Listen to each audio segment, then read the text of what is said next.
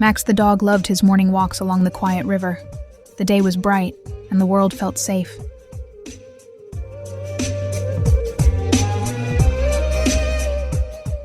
But then Max spotted a goose. She was shivering and her wings were hurt. She couldn't fly.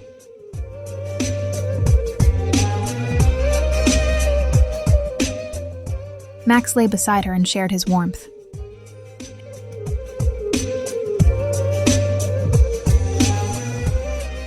Later, a heavy rain flooded the river. Max couldn't find a way home and stood frozen at the edge.